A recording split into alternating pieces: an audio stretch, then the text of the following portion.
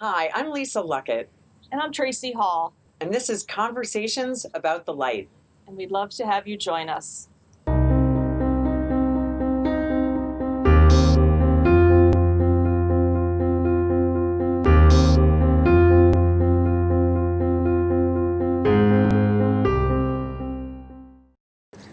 Hi, everyone. Thanks for being here with us tonight.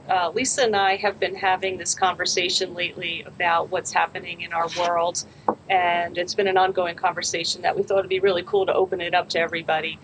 So we ask that you join us in this conversation and add comments or put in any kind of ideas that you would like us to talk about.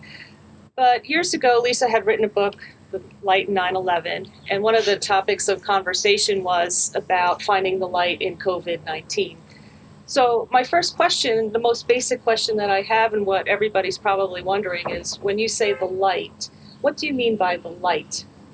So, by the light, I mean the silver lining or the positive in the negative, because any given situation is always a yin and a yang, right? You've got the dark and the light. So, we have a choice in actually how to spin anything to see how it's working for us to our benefit. Even the darkest things. And I mean, 9/11, when people said, the light in 9/11, what are you talking about?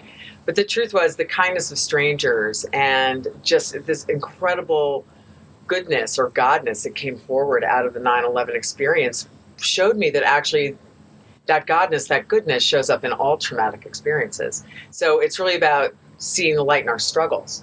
It's seeing that struggle is actually why we're here and not something to defend against, but more something to lean into. Right. And because it's the method to which we figure out and we grow and we gain our wisdom. Right.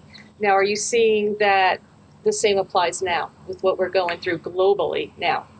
COVID's a really interesting thing because it's happening so slowly.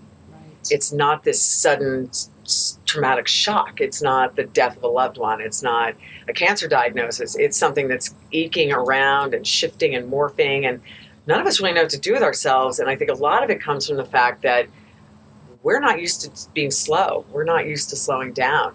But the true gift in 9/11, or I'm sorry, in COVID, the gift in COVID is the fact that we were able to slow down long enough, for instance, for the George Floyd anti-racism movement to actually gain some traction.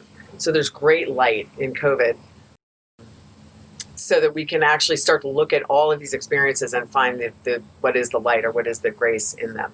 Right. So we've given you guys a lot to think about, and there's a lot for us to talk about. Please feel free to drop Lisa or I a comment, or you can direct message either one of us through Facebook. And we want to thank you again for listening, and we look forward to hearing what you have to say.